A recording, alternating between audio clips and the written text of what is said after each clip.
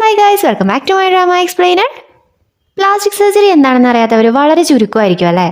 ഒരു plastic surgeon crime ഇൻവെസ്റ്റിഗേഷന് help ചെയ്താൽ എങ്ങനെയുണ്ടാവും? അത് ഇൻട്രസ്റ്റിംഗ് ആയിരിക്കോ എന്നൊക്കെ ഞാൻ ആദ്യം ചിന്തിച്ചിട്ടുണ്ടായിരുന്നു. എന്തായാലും ചുമ്മാ ഒരു രസത്തിനായിരുന്നു ഫേസ് മീ എന്ന് പറയുന്ന 12 എപ്പിസോഡുള്ള ഈ ഡ്രാമ ഞാൻ സ്റ്റാർട്ട് ചെയ്തത്. എന്നാൽ പിന്നീട് അങ്ങോട്ട് ഓരോ എപ്പിസോഡിലും ട്വിസ്റ്റുകളുടെ മാലപ്പടക്കമായിരുന്നു. ഓ മൈ ഗാഡ്, ഇത് ഇങ്ങനെയായിരുന്നോ എന്നെ കൊണ്ട് പറയിപ്പിച്ച ഒരു സീരീസ്, ഒരു മെഡിക്കൽ ക്രൈം ത്രില്ലർ എന്നൊക്കെ പറയാം. ഓക്കെ, അപ്പൊ ഒന്നാമത്തെ എപ്പിസോഡിൽ എന്താ നടക്കുന്നത് നോക്കിയാലോ. എപ്പിസോഡ് തുടങ്ങുന്നത് തന്നെ ഒരു ഡോക്ടറുടെ ഇന്റർവ്യൂ കാണിച്ചുകൊണ്ടാണ്. ഓരോ കാലഘട്ടത്തിലെയും സൗന്ദര്യ സങ്കല്പങ്ങളും അത് അച്ചീവ് ചെയ്യാനായിട്ട് പ്ലാസ്റ്റിക് സർജറി എത്രത്തോളം സഹായിക്കുന്നുണ്ട് എന്ന കാര്യവും പറഞ്ഞുകൊണ്ട് അവരുടെ KSH കോസ്മെറ്റിക് സർജറിയുടെ പുതിയ ബ്രാഞ്ച് ഓപ്പൺ ചെയ്യാൻ പോകുവാണ് എന്ന കാര്യം ആ ഡോക്ടർ അനൗൺസ് ചെയ്യുന്നു. ഒരു റിപ്പോർട്ടർ, അപ്പൊ പുതിയ ബ്രാഞ്ചിന്റെ ഹെഡ് അയാളാണോ എന്ന് ചോദിക്കുന്നു. അതെ, അവൻ തന്നെയാണ്, ഞങ്ങളുടെ ഹോസ്പിറ്റലിലെ തന്നെ ബെസ്റ്റ് ഡോക്ടർ ചാ ജോങ്-വു എന്ന് അദ്ദേഹം റിപ്ലൈ കൊടുക്കുകയും ചെയ്യുന്നു. ഓക്കെ, അപ്പൊ ഇവനാണ് കേട്ടോ നമ്മുടെ ഹീറോ ചാ ജോങ്-വു. നമുക്ക് ജോങ്-വു എന്ന് വിളിക്കാം. ഹീറോയെ കണ്ടല്ലോ, ഇനി ഹീറോയിനെ കാണണ്ടേ? അതാണല്ലോ അതിന്റെ ഒരു കിടപ്പ് വശം. നല്ല അടിപൊളി ഫെമിനിൻ ലുക്കിൽ നമ്മുടെ ഹീറോയിൻ വന്നിരിക്കുന്നത് ക്ലബിലേക്കാണ്. സൗന്ദര്യം എന്ന് വെച്ചാൽ അവൾക്ക് ഒരു തരം ഭ്രാന്താണ്. നല്ല ക്ലാസി ലുക്കിൽ ക്ലബുകളിലേക്ക് വരുന്ന പുരുഷന്മാരാണ് എപ്പോഴും അവളുടെ ഇര. ഇതുപോലുള്ള 5 പുരുഷന്മാരെ സ്കാം ചെയ്ത് 450 മില്യണോളം അവള് തട്ടിയെടുത്തിട്ടുണ്ട് എന്നൊക്കെ ഒരു ഇൻട്രൊഡക്ഷൻ തരുന്ന സമയത്താണ് ഹീറോയിനായ മിന്യോങ് ജോങ്-വുവിനെ കാണുന്നത്. അവനും സ്യൂട്ടൊക്കെ ഇട്ട് അടിപൊളിയായിട്ടാണ് വന്നിട്ടുള്ളത്. അവനെ കാണുന്നതും മിന്യൊക്കെ അവന്റെ പുറകെ പോകുവാണ്. ഇപ്പൊ ജോങ്-വുവിന്റെ അടുത്ത് വേറൊരു പെണ്ണു വന്ന് സംസാരിക്കുന്നു. അവനാണെങ്കിൽ അത് ആരാണെന്ന് മനസ്സിലാവുന്നില്ല.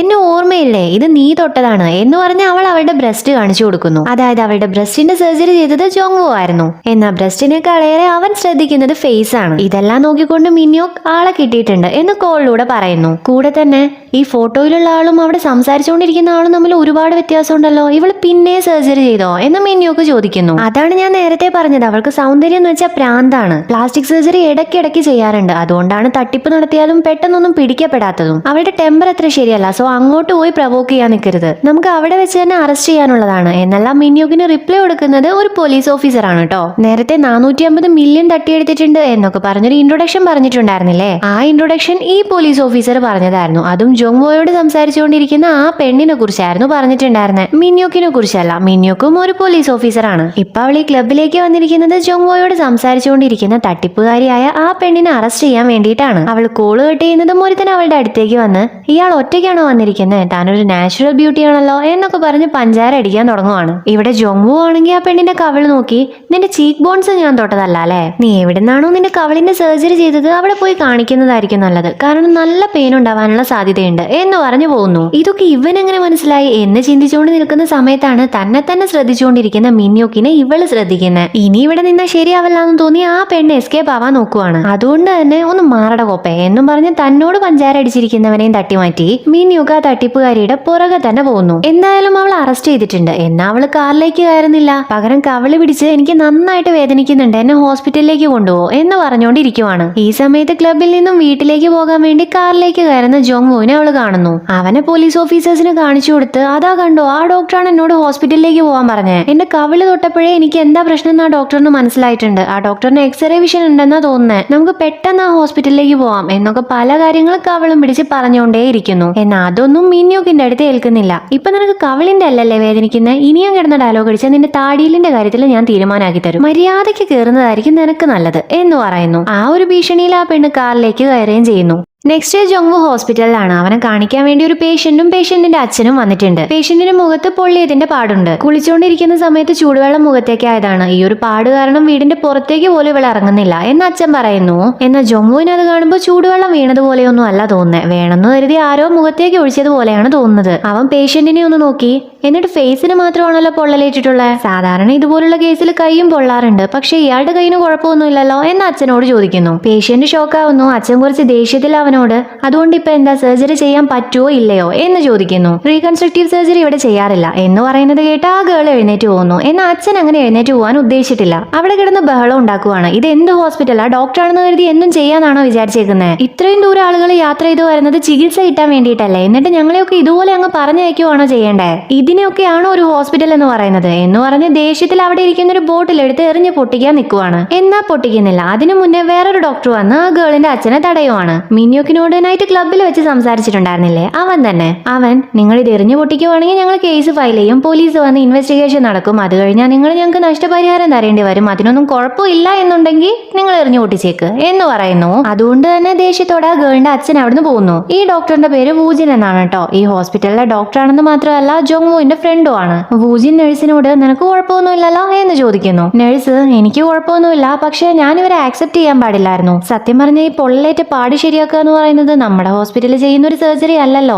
അവര് ഡോക്ടർ ജോങ്വുവിനെ കാണണമെന്ന് ഒത്തിരി തവണ പറഞ്ഞിട്ടുണ്ടായിരുന്നു, അതുകൊണ്ടാണ് ഞാനിത് ആക്സെപ്റ്റ് ചെയ്തത് എന്ന് പറയുന്നു. ഈ സമയത്ത് അങ്ങോട്ട് വന്ന ജോങ്വു ഇനിയെങ്കിലും പേഷ്യൻസിനെ ആക്സെപ്റ്റ് ചെയ്യുമ്പോൾ ശ്രദ്ധിക്കണം എന്ന് പറഞ്ഞു പോകുന്നു. ആ ഒരു ടെൻസ്ഡ് ആയി കിടക്കുന്ന അറ്റ്മോസ്ഫിയർ ചിയറപ്പ് ചെയ്യാൻ വേണ്ടി വൂജിൻ അതോർത്ത് നീ ടെൻഷൻ ആവണ്ട, ഇനി ഇതുപോലൊരു മിസ്റ്റേക്ക് ഉണ്ടാവില്ല എന്ന് ജോങ്വോയോട് പറഞ്ഞ് ബാക്കി സ്റ്റാഫ്സിനോട് കേട്ടല്ലോ ഇനി പുതിയ കൺസൾട്ടേഷൻ വരുന്ന സമയത്ത് അവന്റെ അടുത്തേക്ക് പറഞ്ഞേക്കണ്ട, അവൻ പുതിയ ബ്രാഞ്ചിലേക്ക് പോകാൻ നിൽക്കുവല്ല, ഇനി കുറച്ച് ദിവസം കൂടെ അവൻ നമ്മുടെ ഹോസ്പിറ്റലിൽ ഉണ്ടാവത്തുള്ളൂ, സോ അവന് നന്നായിട്ട് ഹെൽപ്പ് ചെയ്യണം എന്ന് പറയുന്നു. ഹെഡ് നഴ്സ് വൂജിനോട് ജോങ്വു പോകുന്നതിൽ സങ്കടമുണ്ട്, പക്ഷേ നിനക്ക് കുഴപ്പമൊന്നുമില്ലേ, നിന്നെ ആയിരുന്നില്ലേ ആദ്യം പുതിയ ബ്രാഞ്ചിലേക്ക് ഹെഡായിട്ട് സെലക്ട് ചെയ്തേ എന്ന് ചോദിക്കുന്നു. വൂജിൻ എനിക്കെന്ത് കുഴപ്പം, എനിക്ക് ഒരു പ്രശ്നവുമില്ല, എനിക്ക് സന്തോഷം മാത്രമേ ഉള്ളൂ, അവൻ എന്റെ പകരം അവിടെ പോയി കഷ്ടപ്പെടട്ടെ, ഞാൻ നമ്മുടെ രാജ്യത്തെ സുന്ദരികൾക്ക് വേണ്ടി വർക്ക് ചെയ്തോളാം എന്ന് പറയുകയും ചെയ്യുന്നു. ഇപ്പൊ ജോങ്വു ഒരു സർജറിയിലാണ്. ഈ സമയത്ത് അവൻ സർജറി ചെയ്യുന്ന പേഷ്യന്റ് ഇല്ലേ, ആ പേഷ്യന്റിന്റെ ഗാർഡിയൻ ഓപ്പറേറ്റിംഗ് റൂമിന്റെ പുറത്ത് നിന്ന് പേഷ്യന്റിന്റെ പേര് വിളിക്കുന്നുണ്ടെന്ന് മാത്രമല്ല ഹെഡ് നഴ്സുമായിട്ട് സംസാരിക്കുന്നതിന്റെ ഒക്കെ ബഹളം ഓപ്പറേറ്റിംഗ് റൂമിലുള്ള സ്റ്റാഫ്സ് എല്ലാവരും കേൾക്കുകയും ചെയ്യുന്നുണ്ട്. സർജറി ചെയ്യാൻ പാടില്ല എന്ന് ഗാർഡിയൻ പറയുന്നത് കേട്ട് സ്റ്റാഫ്സ് അവനോട് നമുക്ക് ഗാർഡിയനോട് സംസാരിച്ചതിന് ശേഷം സർജറി ചെയ്താൽ പോരെ, ഈ സർജറിക്ക് ഗാർഡിയന് സമ്മതമില്ലാന്ന് തോന്നുന്നു എന്ന് പറയുന്നു. ജോങ്വു പേഷ്യന്റിന് പ്രായപൂർത്തിയായതാണ്, പേഷ്യന്റ് തന്നെയാണ് സർജറി ചെയ്യാനുള്ള സമ്മതപത്രത്തിൽ ഒപ്പിട്ടതും. പിന്നെ അനസ്തേഷ്യ കൊടുത്ത് കിടത്തിയിരിക്കുന്ന പേഷ്യന്റിന്റെ സർജറി ഡിലേ ആക്കുന്നത് ഒരിക്കലും പേഷ്യന്റിന് നല്ലതായിരിക്കില്ല എന്ന് പറയുന്നു. അത് സ്റ്റാഫ്സിന് മനസ്സിലാവുന്നു. അങ്ങനെ അവർ വീണ്ടും സർജറി സ്റ്റാർട്ട് ചെയ്യുന്നു. ഇപ്പൊ സർജറി കഴിഞ്ഞ് പുറത്തേക്ക് വരുന്ന ജോങ്വുവിന് ഒരു റിപ്പോർട്ട് കാണിച്ചുകൊണ്ട് എന്റെ മകൾക്ക് ഡിപ്രഷനും ആങ്സൈറ്റിയും ഉണ്ട്, ഇത് അതിന്റെ റിപ്പോർട്ടാണ്, ഇതൊന്നും മര്യാദയ്ക്ക് ചെക്ക് ചെയ്യാതെയാണോ നിങ്ങൾ അവൾക്ക് സർജറി ചെയ്തത് എന്നാ പേഷ്യന്റിന്റെ ഗാർഡിയൻ ചോദിക്കുന്നു. ജോങ്വു പ്ലാസ്റ്റിക് സർജറി ചെയ്യാനായിട്ട് സൈക്യാട്രിക് റിപ്പോർട്ട് നോക്കേണ്ട ആവശ്യമില്ല, പിന്നെ വേറൊരു കാര്യം നിങ്ങളുടെ മകൾ എന്തുകൊണ്ടാണ് ഈ സർജറി വേണമെന്ന് പറഞ്ഞത് എന്ന് ഞാൻ അറിയേണ്ട ആവശ്യവും ഇല്ല എന്ന് പറയുന്നു. ഒന്നുകിൽ നിങ്ങളൊരു ഡോക്ടർ അല്ലേ, പേഷ്യന്റ് ശരിയായ തീരുമാനമാണോ എടുക്കുന്നത് എന്നറിയാനുള്ള ബാധ്യത നിങ്ങൾക്ക് ഇല്ലാന്നാണോ നിങ്ങൾ പറഞ്ഞു വരുന്നത് എന്നാണ് പേഷ്യന്റിന്റെ ഗാർഡിയൻ അവനോട് ചോദിക്കുന്നത്. ഗാർഡിയൻ ഒറ്റയ്ക്കൊന്നും അല്ലാട്ടോ വന്നേക്കുന്നത്, പോലീസിനെ വിളിച്ചുകൊണ്ടാണ് വന്നേക്കുന്നത്. സർജറിയുടെ സമയത്ത് എന്തെങ്കിലും പ്രശ്നം ഉണ്ടായിരുന്നോ എന്ന് പോലീസ് ചോദിക്കുന്നുണ്ട്. ഇത് കേൾക്കുന്നതും ഇത്രയൊക്കെ കാര്യങ്ങൾ സംഭവിച്ചിട്ടും ഒരു റിയാക്ഷനും ഇല്ലാതെ സർജറിയുടെ വീഡിയോ അവർക്ക് കാണിച്ചു കൊടുത്തേക്ക് എന്ന് ഹെഡ് നഴ്സിനോട് പറഞ്ഞ് ജോങ്വു അവിടുന്ന് പോകുകയാണ് ചെയ്യുന്നത്. ഹോസ്പിറ്റലിലേക്ക് പോലീസ് വന്നതുകൊണ്ടും അതിന്റെ ഫോട്ടോ എടുത്ത് ആരോ സോഷ്യൽ മീഡിയയിൽ പോസ്റ്റ് ചെയ്തതുകൊണ്ടും പിറ്റേ ദിവസം ഹോസ്പിറ്റലിലേക്ക് വന്ന പേഷ്യൻസ് അവിടുന്ന് ഇറങ്ങി പോകുകയാണ് ചെയ്യുന്നത്. ജോങ്വുവിനെ കാണാൻ വേണ്ടി ബുക്ക് ചെയ്ത പേഷ്യൻസ് ആണെങ്കിലോ അവരുടെ ബുക്കിംഗ് ക്യാൻസൽ ചെയ്യുകയും ചെയ്തിട്ടുണ്ട്. അതായത് ഇപ്പൊ ഹോസ്പിറ്റലിൽ ആരുമില്ല. ഇന്നലെ പോലീസ് വന്നത് ആ ഹോസ്പിറ്റലിന്റെ റേറ്റിംഗിന് ഒരുപാട് ബാധിച്ചിട്ടുണ്ട്. ഇതൊരു തെറ്റിദ്ധാരണ മാത്രമാണെന്ന് സ്റ്റേറ്റ്മെന്റ് കൊടുക്കണം എന്നതിനെ കുറിച്ച് ഹെഡ് നഴ്സ് മറ്റു നഴ്സിനോട് സംസാരിച്ചുകൊണ്ടിരിക്കുന്ന സമയത്താണ് അങ്ങോട്ടേക്ക് ഒരു പേഷ്യന്റ് വരുന്നത്. ഏത് ഡോക്ടറിനെ കാണിച്ചാലും കുഴപ്പമില്ലാന്ന് പേഷ്യന്റ് പറയുന്നത് കൊണ്ട് തന്നെ അവര് നേരെ പേഷ്യന്റിനെ ജോങ്വുയുടെ അടുത്തേക്കാണ് വിടുന്നത്. നിങ്ങൾ ഏത് സർജറിയെ ഉദ്ദേശിക്കുന്നത് എന്ന് ജോങ്വു പേഷ്യന്റിനോട് ചോദിക്കുന്നു. പേഷ്യന്റ് എനിക്ക് എല്ലാ സർജറിയും ചെയ്യണം, എന്നെ കണ്ട വേറൊരാളെ പോലെ തോന്നണം, എന്റെ ഫേസിൽ എത്രത്തോളം മാറ്റം വരുത്താൻ കഴിയുമായിരിക്കും എന്ന് നെർവസ് ആയി ചോദിക്കുന്നു. ആ ഒരു ഉത്തരം അവന് വിയേർഡ് ആയിട്ടാണ് തോന്നുന്നത്. നിങ്ങളുടെ മനസ്സ് നിങ്ങളോട് പറയുന്നത് കൊണ്ട് തന്നെയാണോ അതോ മറ്റെന്തെങ്കിലും കാരണം കൊണ്ടാണോ നിങ്ങൾ ഈ സർജറി വേണമെന്ന് പറയുന്നത് എന്ന് നിങ്ങളൊന്ന് ആലോചിച്ച് നോക്ക്. തീരുമാനം എടുത്തതിന് ശേഷം ഇങ്ങോട്ടേക്ക് വന്നോളൂ എന്ന് പറഞ്ഞ് പേഷ്യന്റിനെ അവൻ പറഞ്ഞയക്കുവാണ് ചെയ്യുന്നത്. അങ്ങനെ ഹോസ്പിറ്റലിൽ നിന്ന് തിരിച്ചു പോകാൻ വേണ്ടി പാർക്കിംഗ് ഏരിയയിലേക്ക് വരുന്ന പേഷ്യന്റിന്റെ അടുത്തേക്ക് ഒരുത്തൻ വരുവാണ്. അവൻ അവളോട് നീ എന്താ ഇവിടെ ചെയ്യുന്നേ, നിന്നെ ഞാൻ ഇവിടെ പ്രതീക്ഷിച്ചേ ഇല്ല, ഇതുപോലെ നിന്നെ മീറ്റ് ചെയ്തതിൽ ഞാൻ ഒരുപാട് ലക്കിയാണ് എന്നൊക്കെ പറഞ്ഞ് സംസാരിക്കുന്നു. എന്ന് അറിയുന്ന ഒരാളെ കണ്ട സന്തോഷത്തിന് പകരം പേടിയാണ് അവൾക്ക് വരുന്നത്. അവളോട് സംസാരിക്കുന്നവനാണെങ്കിൽ ഹാപ്പി ആയിട്ട് സംസാരിക്കുകയും ചെയ്യുന്നുണ്ട്. ഇപ്പൊ ജോങ്വു അവന്റെ ഡ്യൂട്ടി ടൈം കഴിഞ്ഞ് അവിടുന്ന് തിരിക്കുവാണ്. പെട്ടെന്ന് തന്നെ ഹോസ്പിറ്റൽ ഡയറക്ടർ വന്ന് അവന്റെ കാറ് നിർത്തിച്ച് നീ ഒന്ന് ഇറങ്ങിക്കേ, ഒരു പേഷ്യന്റ് വന്നിട്ടുണ്ട് എന്ന് പറയുന്നു. അവ മുന്നിലേക്ക് നോക്കുമ്പോൾ കാണുന്നതോ തൊട്ടു മുന്നേ അവനോട് സംസാരിച്ച പേഷ്യന്റ് മുഖത്ത് മുറിവായിട്ട് ഇരിക്കുന്നതും. ഇത് കണ്ട് അവനാകെ ഷോക്കായി പോകുവാണ്. പേഷ്യന്റിനെ അവരുടെ ഹോസ്പിറ്റലിലേക്ക് കൊണ്ടുവരുന്നുണ്ട് കേട്ടോ. നഴ്സ് പേഷ്യന്റിന് ഫസ്റ്റ് എയ്ഡ് കൊടുക്കുന്ന സമയത്ത് ഡയറക്ടർ റീകൺസ്ട്രക്റ്റീവ് സർജറിയുടെ കാര്യം ജോങ്വുവിനോട് പറയുവാണ്. ജോങ്വു ഇതൊരു ട്രോമ കേസാണ്, അതായത് ഒരു എമർജൻസി കേസാണ്, സോ ഒരു പ്ലാസ്റ്റിക് സർജനായ ഞാനല്ല ഈ പേഷ്യന്റിനെ ട്രീറ്റ് ചെയ്യേണ്ടത്, അടുത്തുള്ള ഏതെങ്കിലും ഹോസ്പിറ്റലിന്റെ എമർജൻസി ഡിപ്പാർട്ട്മെന്റിലേക്കാണ് ഈ പേഷ്യന്റിനെ ട്രാൻസ്ഫർ ചെയ്യേണ്ടത് എന്ന് പറയുന്നു. ഇതും പറഞ്ഞ് അവിടുന്ന് പോകാൻ നിൽക്കുന്ന ജോങ്വുവിനെ തടഞ്ഞ ഡയറക്ടർ നീ അതിനൊരു എമർജൻസി മെഡിക്കൽ ഡോക്ടർ തന്നെ ആയിരുന്നല്ലോ, പിന്നെ എങ്ങനെയാ ഒരു എമർജൻസി പേഷ്യന്റിനെ ട്രീറ്റ് ചെയ്യാൻ പറ്റില്ല എന്ന് പറയാ എന്ന് ചോദിക്കുന്നു. ജോങ്വു മുന്നേ ആയിരുന്നു ഞാനൊരു എമർജൻസി ഡോക്ടർ, ഇപ്പൊ ഞാനൊരു പ്ലാസ്റ്റിക് പ്ലാസ്റ്റിക് സർജൻ മാത്രമാണ്. എന്നിട്ട് എന്നോടാണ് ഒരു എമർജൻസി പേഷ്യന്റിന് മേലെ സർജറി ചെയ്യാനായിട്ട് നിങ്ങൾ പറയുന്നത് എന്ന് തിരിച്ചു ചോദിക്കുവാണ് ചെയ്യുന്നത്. ശരി, സമ്മതിച്ചു, ഇപ്പൊ നീ പ്ലാസ്റ്റിക് സർജൻ ആണ് എന്ന് കരുതി മുന്നേ നീ എമർജൻസി ഡോക്ടർ ആയിരുന്നു എന്ന ക്വാളിഫിക്കേഷൻ ഇല്ലാതാവുന്നൊന്നും ഇല്ലല്ലോ. അതായത് നിനക്ക് ഈ പേഷ്യന്റിന് സർജറി ചെയ്യാനുള്ള കഴിവുണ്ട്. ഇനിയും ഈ സർജറി വൈകിച്ചാൽ ഈ പേഷ്യന്റിന് എന്തൊക്കെ പ്രശ്നങ്ങളായിരിക്കും ഉണ്ടാവുക എന്ന് ഞാൻ നിനക്ക് പറഞ്ഞു തരേണ്ട ആവശ്യമൊന്നുമില്ലല്ലോ എന്ന ഡയറക്ടറിന്റെ ചോദ്യം കേട്ട് സർജറി ചെയ്യാൻ ചോങ്വു സമ്മതിക്കുന്നു. ഒരുപാട് ആലോചനയ്ക്ക് ശേഷമാണ് അവൻ അങ്ങനെ ഒരു തീരുമാനം എടുത്തത്. അവനൊരു സാധാരണ പ്ലാസ്റ്റിക് സർജൻ അല്ലാന്ന് മനസ്സിലായല്ലോ. മുന്നേ ഒരു എമർജൻസി ഡോക്ടർ ആയിരുന്നതുകൊണ്ട് തന്നെ ഹ്യൂമൻ അനാറ്റമി അവന് നന്നായിട്ട് അറിയാം. അതാണ് അവനെ വ്യത്യസ്തനാക്കുന്നതും. എന്തായാലും അവൻ അവന്റെ ജോലി പെർഫെക്റ്റ് ആയിട്ട് ചെയ്തു തീർക്കുന്നുണ്ട്. നെക്സ്റ്റ് ഡേ രാവിലെ തന്നെ മിന്നുക്ക് തെളിവെടുപ്പിന് വേണ്ടി സംഭവ സ്ഥലത്തേക്ക് വരുന്നുണ്ട്. പൊട്ടിയ ബോട്ടിലിന്റെ പീസും പേഷ്യന്റിന്റെ ബാഗും എല്ലാം ചെയ്തരെ കിടക്കുന്നുണ്ട്. ഇപ്പൊ അവള് പേഷ്യന്റുമായിട്ട് സംസാരിക്കുവാണ്. ഇന്നലെ പാർക്കിംഗ് ഏരിയയിൽ വെച്ച് പേഷ്യന്റിനോട് ഒരുത്തൻ സംസാരിക്കാൻ വേണ്ടി വന്നിട്ടുണ്ടായിരുന്നില്ലേ, അവൻ ആക്ച്വലി ഫ്രണ്ട് ഒന്നും അല്ല, ഇവളുടെ സ്റ്റോക്കറാണ്. അതുകൊണ്ടായിരുന്നു പേഷ്യന്റ് അത്രയും പേടിച്ചു പോയത്. സോ അവനോട് സംസാരിക്കാൻ തീരെ താല്പര്യമില്ലാത്തത് കൊണ്ട് തന്നെ എങ്ങനെയെങ്കിലും അവിടുന്ന് രക്ഷപ്പെടാൻ വേണ്ടി കാറിലേക്ക് കയറാൻ നോക്കുമായിരുന്നു പേഷ്യന്റ്. എന്നാൽ അവനതിന് സമ്മതിക്കുന്നില്ല. അവളെ പിടിച്ചു വെച്ച് ഫോൾ ചെയ്ത് സംസാരിപ്പിക്കാനാണ് ശ്രമിക്കുന്നത്. ആ ഒരു പിടിവലിയിൽ അവൾ അവനെ പിടിച്ച് ഉന്തുന്നതും അവൻ വീഴുവാണ് ചെയ്യുന്നത്. അവിടെയുള്ള കുപ്പിച്ചില് കൊണ്ട് അവന്റെ കൈ മുറിയുകയും ചെയ്യുന്നുണ്ട്. കയ്യിൽ നിന്ന് ബ്ലഡ് വരുന്നത് കാണുന്നതും അവിടെ ഉണ്ടായിരുന്ന ഒരു ബോട്ടിലെടുത്ത് ദേഷ്യത്തിൽ അവൻ അവളുടെ മുഖത്തേക്ക് അടിക്കുമായിരുന്നു ചെയ്തത്. അങ്ങനെയൊക്കെയാണ് സംഭവിച്ചതെങ്കിലും പേഷ്യന്റ് അവനെ തള്ളിയിട്ടതിന് മാത്രമേ തെളിവുള്ളൂ. സ്റ്റോക്കർ പേഷ്യന്റിനെ ഉപദ്രവിച്ചതിന് ഒരു തെളിവും ഇല്ലതാനും. അതായത് സംഭവം നടന്ന സമയത്ത് CCTV ഫുട്ടേജ് ചെക്ക് ചെയ്ത് നോക്കിയ സമയത്ത് പേഷ്യന്റ് കാരണം സ്റ്റോക്കർ വീഴുന്നത് നല്ല വ്യക്തമായിട്ട് റെക്കോർഡായിട്ടുണ്ട്. എന്നാൽ അവൻ തിരിച്ചു ഉപദ്രവിച്ചു എന്ന് പറയുന്നത് അവിടെയുള്ള വാഹനത്തിന്റെ മറവ് കാരണം കാണാൻ സാധിക്കുന്നുമില്ല. കൂടെ തന്നെ രണ്ടുപേരും പരസ്പരം ഉപദ്രവിച്ചിട്ടുണ്ട്. പേഷ്യന്റ് കാരണം തനിക്കും മുറിവ് പറ്റിയിട്ടുണ്ടെന്ന് പറഞ്ഞ് ആ ചെറിയ മുറിക്ക് ഒരു വലിയ കെട്ടും കെട്ടി സ്റ്റോക്കർ പേഷ്യന്റിനെതിരെ കേസ് കൊടുക്കുകയും ചെയ്തിട്ടുണ്ട്. അവിടെയുള്ള പബ്ബിലേക്ക് പോയ സമയത്ത് അപ്രതീക്ഷിതമായിട്ടായിരുന്നു ഞാൻ അവളെ കണ്ടത്. അവളോട് സംസാരിക്കാൻ ശ്രമിച്ച സമയത്ത് അവൾ എന്നെ പിടിച്ച് തള്ളിയിടുമായിരുന്നു. അങ്ങനെയാണ് എനിക്ക് പരിക്ക് പറ്റിയത്. അത് കണ്ടപ്പോൾ എനിക്ക് നന്നായിട്ട് ദേഷ്യം വന്നു. അവിടെയുള്ളൊരു സാധനം എടുത്ത് ഞാൻ അവളെ തല്ലുകയും ചെയ്തു. അത് ബോട്ടിലാണെന്നൊന്നും എനിക്ക് അറിയില്ലായിരുന്നു. ഞാൻ പറഞ്ഞു വരുന്നത് എന്താന്ന് വെച്ചാൽ ഇതൊരു മ്യൂച്വൽ അസോൾട്ട് ആണ്. രണ്ടുപേരും പരസ്പരം ഉപദ്രവിച്ചിട്ടുണ്ട്. എനിക്ക് വലിയ മുറിവ് പറ്റിയിട്ടുണ്ട്, അവക്ക് ചെറിയൊരു മുറിവ് മാത്രമാണ് സംഭവിച്ചിട്ടുള്ളത് എന്നൊക്കെയാണ് സ്റ്റോക്കർ പോലീസിനോട് പറഞ്ഞിട്ടുള്ള കാര്യങ്ങൾ. ഇതെല്ലാം പറയുമ്പോഴും ഒരു ക്രീപ്പി ആയിട്ടുള്ള ചിരി സ്റ്റോക്കറിന്റെ മുഖത്തുണ്ട്. ഇവിടെ ഇൻവെസ്റ്റിഗേഷന്റെ ഭാഗമായി മിന്യോക്ക് ചോങ്വോയെ കാണാൻ വരുവാണ്. പാർക്കിംഗ് ലോട്ടിൽ വെച്ച് പരിക്ക് പറ്റിയ പേഷ്യന്റിന് നിങ്ങളാണ് സർജറി ചെയ്തതെന്ന് ഞാൻ അറിഞ്ഞു എന്നാണ് മിന്യോക്ക് ആദ്യമേ അവനോട് ചോദിക്കുന്നത്. നടന്ന സംഭവത്തിനെ കുറിച്ച് ചോദിക്കാനാണെങ്കിൽ ഞാനത് നേരിട്ട് കണ്ടിട്ടില്ല എന്ന് അവനും റിപ്ലൈ കൊടുക്കുന്നു. മിന്യോക്ക് മറ്റുള്ളവർ ശ്രദ്ധിക്കാത്ത കാര്യങ്ങൾ ഡോക്ടർ ചോങ്വോ എന്തായാലും ശ്രദ്ധിക്കും, പെട്ടെന്ന് തന്നെ ശ്രദ്ധിക്കും എന്നൊക്കെ ഞാൻ കേട്ടിട്ടുണ്ടായിരുന്നു. അതുകൊണ്ടാണ് ഇത്ര കാര്യമായിട്ട് ഞാൻ ഇങ്ങോട്ടേക്ക് വന്നത് എന്ന് പറയുന്നു. ആ തട്ടിപ്പുകാരി അറസ്റ്റ് ചെയ്ത സമയത്ത് ചോങ്വോയെ കാണിച്ചുകൊണ്ട് അവൻ എക്സ്റേ വിഷൻ ഉണ്ടെന്ന് കവളിലും കൈവച്ച് പറഞ്ഞിട്ടുണ്ടായിരുന്നല്ലോ.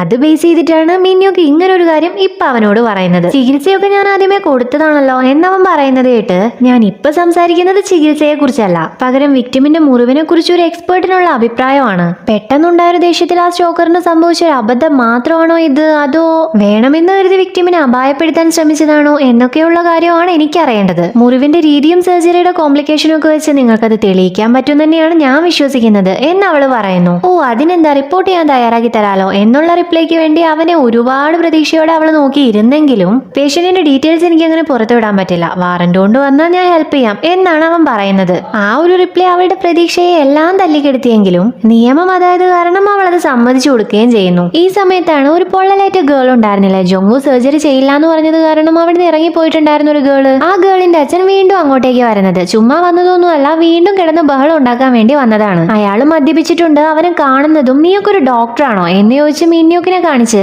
ഇവളെ പോലെയുള്ള സ്ത്രീകളെ മാത്രമേ നീ സർജറി ചെയ്യത്തുള്ളൂ എന്നാണ് ആദ്യമേ ചോദിക്കുന്നത്. ഏയ്, ഞാനതിനു വേണ്ടി വന്നതൊന്നുമല്ല എന്ന് പറഞ്ഞ് അവൾ അവളുടെ ഭാഗം ക്ലിയർ ചെയ്യാൻ വേണ്ടി നോക്കുന്നുണ്ട്. പക്ഷെ അയാൾ കേൾക്കുന്നില്ല. ഇവിടുന്ന് വീട്ടിലേക്ക് തിരിച്ചെത്തിയ ശേഷം എന്നെ പോലെ ഒരു അച്ഛൻ ആവശ്യമില്ല എന്ന് പറഞ്ഞ് എന്റെ മകള് വീട്ടിൽ നിന്ന് തന്നെ ഇറങ്ങിപ്പോയി. അവൾ ഇറങ്ങിപ്പോയതിന് കാരണം നീയാണ്. നീ സർജറി ചെയ്യില്ല എന്ന് പറഞ്ഞതുകൊണ്ടാണ് അവൾ അങ്ങനെ പോയത്. എന്നെ കണ്ട പണമില്ലാന്ന് തോന്നുന്നതുകൊണ്ടാണോ നീ സർജറി ചെയ്യില്ല എന്ന് പറഞ്ഞത് എന്നെല്ലാം ചോദിച്ചുകൊണ്ടേ ഇരിക്കുവാണ്. ജോങ്വു ഒന്നും മിണ്ടുന്നില്ല. മിന്യോക്ക് അയാളെ കൂളാക്കാൻ ശ്രമിക്കുന്നുണ്ട്. ഇപ്പൊ അങ്ങനെ പിടിച്ചു മാറ്റാൻ വേണ്ടി വൂജിനും മറ്റൊരു സ്റ്റാഫും അങ്ങോട്ടേക്ക് വരുന്നുണ്ട്. ഈ സമയത്താണ് അന്ന് ക്ലബിൽ വെച്ച് തന്നോട് പഞ്ചാര അടിച്ചുകൊണ്ടിരുന്നവനും ഇതേ ഹോസ്പിറ്റലിലാണ് വർക്ക് ചെയ്യുന്നത് എന്ന കാര്യം മിന്യോക്ക് മനസ്സിലാക്കുന്നത്. അയാളെ അവിടുന്ന് കൊണ്ടുപോയതിന്റെ പുറകെ തന്നെ ഇത്രയൊക്കെ സംഭവിച്ചിട്ടും യാതൊരു റിയാക്ഷനും ഇല്ലാതിരിക്കുന്ന ജോങ്വുവിനെ ഒന്ന് നോക്കി മിന്യോക്കും അവിടുന്ന് പോകുവാണ്. ഇതേ സമയം പോലീസ് സ്റ്റേഷനിൽ തെളിവുകളൊന്നും ഇല്ലാത്തത് കൊണ്ട് തന്നെ ആ സ്റ്റോക്കറിനെ വെറുതെ വിടേണ്ടി വരുവാണ്. കയ്യിൽ കുപ്പിച്ചില് കൊണ്ട് മുറിഞ്ഞതിന് വലിയൊരു ഷോയൊക്കെ കാഴ്ചവെച്ച് വീൽ ചെയറിൽ ചിരിച്ചുകൊണ്ട് പോകുന്നത് കണ്ട് മിന്യോക്കിന്റെ ജൂനിയറിന് നന്നായിട്ട് ദേഷ്യം വരുന്നുണ്ട്. പക്ഷെ എന്ത് ചെയ്യാൻ പറ്റും, ആ സ്റ്റോക്കറെ പിടിച്ച് പൂട്ടിയിടാൻ വേണ്ടിയിട്ട് തെളിവുകളില്ലല്ലോ.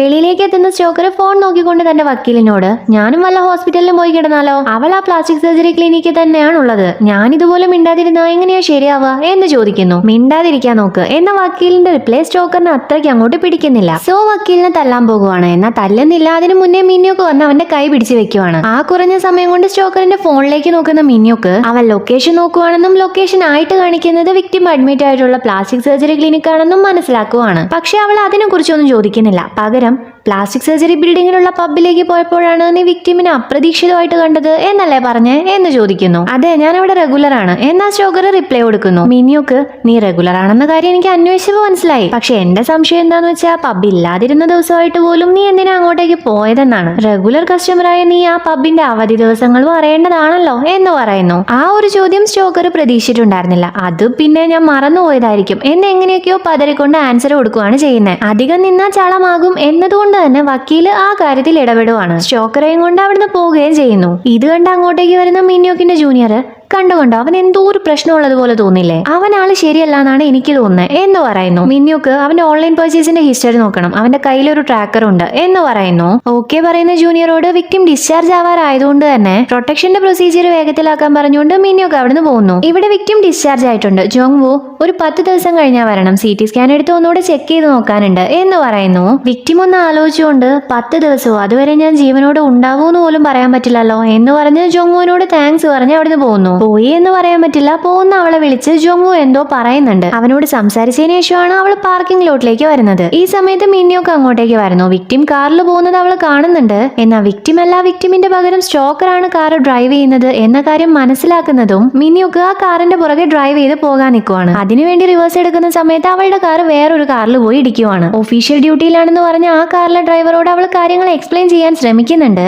എന്നാൽ ആ കാര്യം പറഞ്ഞു മനസ്സിലാക്കി കൊടുത്ത് തന്റെ കാറും എടുത്ത് സ്റ്റോക്കറിന്റെ പുറകെ പോകാനുള്ളൊരു ടൈം അവക്കില്ല. സോ അവള് പെട്ടെന്ന് തന്നെ അവിടുന്ന് പോകാൻ നിൽക്കുന്ന ഒരു കാറിന് കൈ കാണിക്കുവാണ്. അത് ജോങ്വു ആണ്. അവൻ കാറിന്റെ ഗ്ലാസ് താഴ്ത്തുന്നതും എന്താ ഏതാ എന്നൊന്നും പറയാതെ അവള് കാറിൽ കയറി ഇരിക്കുന്നുണ്ട്. ഇത് കണ്ട് അവനാണെങ്കിൽ ഒന്നും മനസ്സിലാവാതെ നീ എന്താ ചെയ്യുന്നത് എന്ന് ചോദിക്കുന്നു. വിക്ടിമിനെ ആ സ്റ്റോക്കർ കിഡ്നാപ്പ് ചെയ്തിട്ടുണ്ട് എന്നവള് പറയുമ്പോഴാണ് കാര്യത്തിന്റെ സീരിയസ്നെസ് ജോങ്വുവിനും മനസ്സിലാവുന്നത്. ഇവിടെ സ്റ്റോക്കർ നീ എന്താ പോലീസിനോട് പറഞ്ഞ ഞാൻ നിന്റെ സ്റ്റോക്കറാണ് എന്ന കാര്യം എങ്ങാ നീ അവരോട് പറഞ്ഞോ എന്ന് ചോദിക്കുന്നു. ഞാൻ എന്ത് പറഞ്ഞിട്ടെന്താ, നീ ഒരു കുഴപ്പവും ഇല്ലാതെ പുറത്തിറങ്ങിയില്ലേ എന്ന് ദേഷ്യവും സങ്കടവും കാരണം വിക്ടിം പറയുന്നു. സ്റ്റോക്കർ നീ അത് ആലോചിക്കണമായിരുന്നു, എന്നെ അടിക്കുകയും ചെയ്തു, തെളിവൊന്നും കളക്ട് ചെയ്യുകയും ചെയ്തില്ല, നീ അത്ര പൊട്ടത്തി ആയതുകൊണ്ടല്ലേ അതുപോലൊരു അബദ്ധം ചെയ്തേ എന്ന് ചോദിക്കുന്നു. വിക്ടിം ഞാനും എനിക്ക് അബദ്ധം പറ്റി എന്ന് തന്നെയാണ് വിചാരിച്ചത്, എന്നാ എന്നെ തല്ലിയതിന് തെളിവുണ്ട് എന്ന് പറയുന്നത് കേട്ട് സ്റ്റോക്കർ ഷോക്കായി പോകുവാണ്. ആ തെളിവ് എവിടെയാണെന്ന് ചോദിക്കുന്നുണ്ട്. നീ എന്നെ ആദ്യമായിട്ട് തല്ലിയ സ്ഥലത്ത് എന്ന് വിക്ടിം പറയുന്നത് കേട്ട് ദേഷ്യത്തോടെ സ്റ്റോക്കർ കാർ അങ്ങോട്ടേക്ക് ഡ്രൈവ് ചെയ്യുന്നു. പോകുന്ന വഴി നിന്നെ ഞാൻ ആദ്യമായിട്ട് കാണുന്നത് ഇവിടെ നിന്നാണ്, ഒരു ഡെലിവറി ഗായുമായിട്ട് സംസാരിച്ചുകൊണ്ടിരിക്കുവായിരുന്നു ഞാൻ. അതിനുശേഷം പിന്നീട് ഞാൻ നിന്നെ ഇടയ്ക്കിടയ്ക്ക് കാണാൻ തുടങ്ങി. അന്നേ എനിക്കത് സ്ട്രെയിഞ്ച് ആയിട്ട് തോന്നിയതാണ്. പോലീസ് കേസ് ഫയൽ ചെയ്യണമായിരുന്നു, പക്ഷേ ഞാനത് ചെയ്തില്ല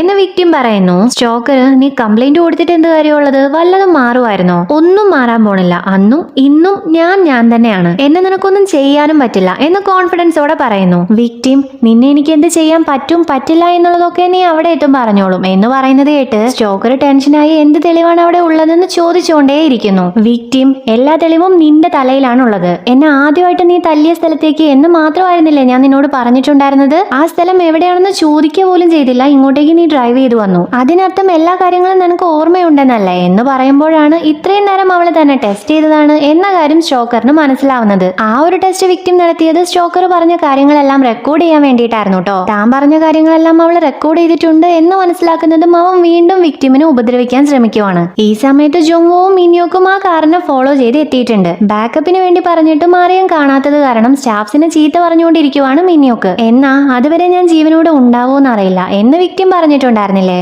അതാണ് ജോങ്വു ഓർക്കുന്നത്. അത് ഓർക്കുന്നതും അവൻ പെട്ടെന്ന് തന്നെ സ്റ്റോക്കറുള്ള കാറിനെ ഓവർടേക്ക് ചെയ്യുന്നു, അവരെ ബ്ലോക്ക് ചെയ്യുന്നു. ഇത്രയും കാലം തന്റെ എക്സ് ബോയ് ഫ്രണ്ട് ആയ സ്റ്റോക്കറെ പേടിച്ച് നടന്ന വിക്ടിമിന് തെളിവ് ശേഖരിക്കാനും ഈ പ്രശ്നം ഫേസ് ചെയ്യാനുള്ള ധൈര്യം കൊടുത്തത് ജോങ്വു ആണ് കേട്ടോ. ഡിസ്ചാർജ് ആയ സമയത്ത് ജോങ്വു അവളോട് സംസാരിച്ചിട്ടുണ്ടായിരുന്നില്ലേ, ഫിസിക്കലി തനിക്ക് എന്തെങ്കിലും മാറ്റം വേണമെങ്കിൽ അത് ചെയ്തു തരാൻ എന്നെ കൊണ്ട് പറ്റും, എന്നാൽ മെന്റലി എന്തെങ്കിലും മാറ്റം ഉണ്ടാവണമെങ്കിൽ അതിന് താൻ തന്നെ വിചാരിക്കണം എന്നായിരുന്നു ജോങ്വു വിക്ടിമിനോട് പറഞ്ഞിട്ടുണ്ടായിരുന്നത്. ആ മാറ്റത്തിന്റെ ഭാഗമായാണ് പാർക്കിംഗ് ലോട്ടിൽ വെച്ച് കാറിലേക്ക് കയറിയപ്പോ തൊട്ട് സ്റ്റോക്കർ പറയുന്നതും ചെയ്യുന്നതുമായ എല്ലാ കാര്യങ്ങളും അവൾ റെക്കോർഡ് ചെയ്യാൻ തുടങ്ങിയതും. ദേഷ്യം കാരണം സ്റ്റോക്കർ അവളുടെ മുഖത്തേക്ക്, അതായത് സർജറി കഴിഞ്ഞ ഭാഗത്തേക്ക് പഞ്ച് ചെയ്യുന്ന സമയത്ത് തന്നെ മിനിയൊക്കും ആ കാറിന്റെ ഗ്ലാസ് ബ്രേക്ക് ചെയ്യുന്നുണ്ട്. കൂടെ തന്നെ സ്റ്റോക്കറെ പിടിച്ച് വലിച്ച് പുറത്തിട്ട് തട്ടിക്കൊണ്ടുപോലും സ്റ്റോക്കിംഗും ഒക്കെ ചാർജ് ചെയ്ത് അറസ്റ്റ് ചെയ്യുകയും ചെയ്യുന്നു. വിക്ടിമിന്റെ സർജറിയിൽ ആദ്യമേ കുറച്ച് കോംപ്ലിക്കേഷൻസ് ഉണ്ടായിരുന്നു, എന്നാൽ ഇപ്പൊ ഒന്നുകൂടെ ചോരക്കളി ആയിട്ടുണ്ട്. ഇത് കാണുന്നതും തന്റെ ഫിയാൻസിയെ ആരോ അറ്റാക്ക് ചെയ്തതും രക്തം വാർന്ന് കിടന്നതും ഒക്കെയാണ് ജോങ്വോന് ഓർമ്മ വരുന്നത്. വിക്ടിമിന്റെ മുഖത്ത് ബ്ലഡ് കാണുന്നതും ഈ കാര്യങ്ങളെല്ലാം ഓർത്ത് അവനും സ്റ്റേബിൾ അല്ലാതെ ആകുവാണ്. എന്നാൽ പെട്ടെന്ന് തന്നെ അവനത് ഓവർകം ചെയ്ത് അവന്റെ പേഷ്യന്റിന്റെ അടുത്തേക്ക് പോവുകയും ചെയ്യുന്നുണ്ട്. പേഷ്യന്റിന് തന്നെ തിരിച്ചറിയാൻ പറ്റുന്നുണ്ടാവോ അല്ലെങ്കിൽ കൂടുതൽ കാര്യങ്ങൾ കോംപ്ലിക്കേറ്റഡ് ആയിട്ടുണ്ടാവോ എന്ന ടെൻഷനാണ് അവനുള്ളത്.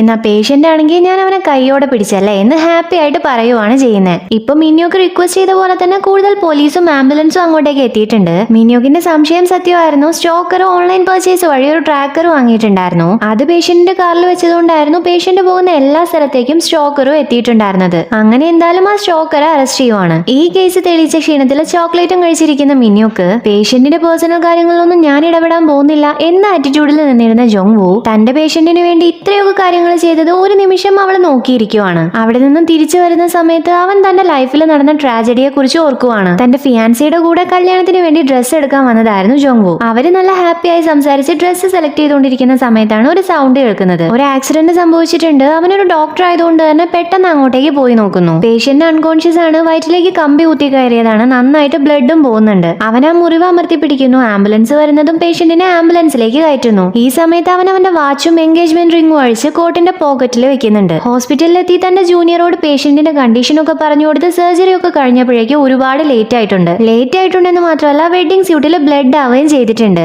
ജൂനിയർ ഇനിയെങ്കിലും തിരിച്ചു പോകാൻ നോക്ക്, ചേട്ടന്റെ ഫിയാൻസി ചേട്ടന് വഴക്ക് പറയും എന്ന് ജോങ്വോയോട് പറയുന്ന സമയത്താണ് അവന്റെ ഫോണിലേക്ക് അവന്റെ ഫിയാൻസി വിളിക്കുന്നത്. കോൾ എടുക്കുന്നതും ലേറ്റ് ആയതിന് സോറി പറഞ്ഞുകൊണ്ടാണ് അവൻ സംസാരിച്ചു തുടങ്ങുന്നത്. എന്നാ ഫിയാൻസി സോറി, ഞാൻ ഈ കാര്യം നിന്നോട് ആദ്യമേ പറയണമായിരുന്നു എന്നാണ് പറയുന്നത്. അവളാകെ ടയേർഡ് ആയതുപോലെയുണ്ട്. കരഞ്ഞുകൊണ്ടാണ് ഈ കാര്യം പറയുന്നത്. ജോങ്വോ ഒന്നും മനസ്സിലാവാതെ നീ ഇപ്പൊ എന്താ ഇങ്ങനെ സംസാരിക്കുന്നത് എന്ന് ചോദിക്കുന്നു. അവനത് തമാശയാണെന്നാണ് വിചാരിച്ചിട്ടുണ്ടായിരുന്നത്. എന്നാൽ ഓപ്പോസിറ്റ് സൈഡിൽ നിന്നും ഒരു വലിയ സൗണ്ട് കേൾക്കുകയും തന്റെ ഫിയാൻസിയുടെ ശബ്ദം ഇല്ലാതാകുകയും ചെയ്തപ്പോഴാണ് അവൻ അതിന്റെ സീരിയസ്നെസ് മനസ്സിലാവുന്നത്. അവൻ ഒരുപാട് ടെൻഷനായി ഹോസ്പിറ്റലിൽ നിന്ന് പുറത്തേക്ക് ഇറങ്ങുന്നു. ഗേൾഫ്രണ്ട് വീട്ടിൽ ഒറ്റയ്ക്കാണെന്ന് പറഞ്ഞ് പോലീസിന് റിപ്പോർട്ട് ചെയ്യാനും അവൻ മറക്കുന്നില്ല. പെട്ടെന്ന് റോഡ് ക്രോസ് ചെയ്യുന്ന സമയത്ത് ശ്രദ്ധ മാറുന്നതും അവനെ ഒരു വണ്ടി വന്ന് ഇടിക്കുവാണ്. തെറിച്ചു വീണ വെഡിങ് റിംഗ് നോക്കി അനങ്ങാനാവാതെ റോഡിൽ കിടക്കാൻ മാത്രമേ അവൻ അന്ന് സാധിച്ചിട്ടുണ്ടായിരുന്നുള്ളൂ. ഈ കാര്യങ്ങൾ ആലോചിച്ച് കണ്ണു നിറഞ്ഞുകൊണ്ടാണ് ജോങ്വോ വീട്ടിലേക്ക് തിരിച്ച് ഡ്രൈവ് ചെയ്യുന്നത്. പാർക്കിംഗ് ലോട്ടിൽ വെച്ച് നടന്ന ഇൻസിഡന്റിനെ കുറിച്ച് മിന്യോക്ക് അവനോട് എക്സ്പേർട്ടിന്റെ ഒപ്പീനിയൻ ചോദിച്ചിട്ടുണ്ടായിരുന്നല്ലോ. ആ റിപ്പോർട്ട് പിറ്റേ ദിവസം തന്നെ മിന്യോക്കിന്റെ ജൂനിയർ വഴി അവളുടെ കയ്യിൽ എത്തുന്നുണ്ട്. അത് നോക്കിക്കൊണ്ട് മിന്യോക്ക് ഇവനെ മുഴുവനായിട്ട് മനസ്സിലാക്കാനേ പറ്റുന്നില്ലല്ലോ എന്ന് സ്മൈൽ ചെയ്തുകൊണ്ട് പറയുന്നു. ഈ ഒരു കേസാണ് ഇപ്പോൾ ഉള്ള ന്യൂസ്. ജോങ്വുവും അതോടുകൂടെ വൈറലാവുകയാണ്. തന്റെ പേഷ്യന്റിനെ കിഡ്നാപ്പ് ചെയ്ത ആളുടെ പുറകെ പോയി പിടികൂടുക എന്ന് പറയുന്നത് ഒരു ചെറിയ സംഭവമൊന്നും അല്ലല്ലോ. പിന്നൊരു പേഷ്യന്റിന്റെ അമ്മ വന്ന് ബഹളം ഉണ്ടാക്കിയിരുന്നല്ലോ, എന്റെ മകളെ സർജറി ചെയ്യരുതെന്ന് പറഞ്ഞുകൊണ്ട്.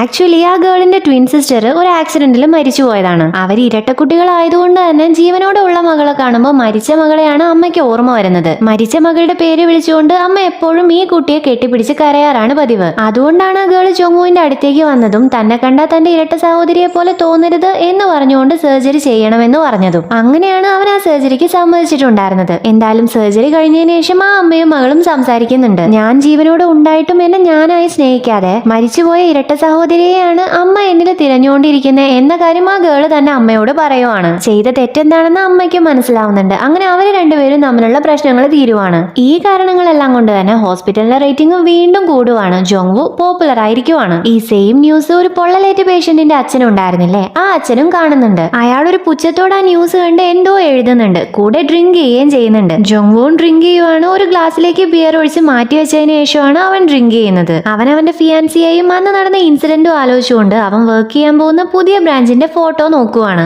അവന്റെ മുഖത്ത് എപ്പോഴത്തെയും പോലെ തന്നെ ഒരു റിയാക്ഷനും ഇല്ല. ഇതേ സമയം മിന്യോക്ക് ഒരു ക്രൈം സീനിലേക്ക് വന്നിരിക്കുവാണ്. ഒരാൾ സൂയിസൈഡ് ചെയ്തിട്ടുണ്ട്. ആ പൊള്ളലേറ്റ് പേഷ്യന്റിന്റെ അച്ഛനില്ലേ, അയാളാണ് മരിച്ചിട്ടുള്ളത്. മിന്യോക്കിനും അയാളെ കാണുമ്പോൾ ജോങ്വുവിനോട് ബഹളം ഉണ്ടാക്കിയ ആളാണെന്ന് മനസ്സിലാവുന്നുണ്ട്. അയാളുടെ പോക്കറ്റിലായിട്ട് ഒരു പേപ്പർ ഉണ്ട്. അത് അവളെ എടുത്തു നോക്കുന്നു. ജോങ്വു വർക്ക് ചെയ്യുന്ന ഹോസ്പിറ്റലിന്റെ ബ്രോഷറാണ് അത്. അതില് ഫെയിമിന് വേണ്ടി ചില രോഗികളെ മാത്രം സെലക്ട് ചെയ്ത് ചികിത്സിക്കുന്ന ഒരു ഡോക്ടറാണ് ജോങ്വു എന്ന് പറഞ്ഞ് അവനെ ചീത്ത വിളിച്ച് അവനൊന്നും ഒരു നല്ല ഡോക്ടർ അല്ല എന്നൊക്കെ എഴുതി വെച്ചിട്ടുണ്ട്. അവനാണെങ്കിൽ ഒരു റിയാക്ഷനും ഇല്ലാതെ ഇവിടെ ഡ്രിങ്ക് ചെയ്തുകൊണ്ടിരിക്കുവാണ്. ഇത് കാണിച്ചുകൊണ്ടാണ് ഒന്നാമത്തെ എപ്പിസോഡ് തീരുന്നത്. അപ്പൊ വീഡിയോ ഇഷ്ടപ്പെട്ടുണ്ടെങ്കിൽ ലൈക്ക് ചെയ്യുക, കമന്റ് ചെയ്യുക, സബ്സ്ക്രൈബ് ചെയ്യുക.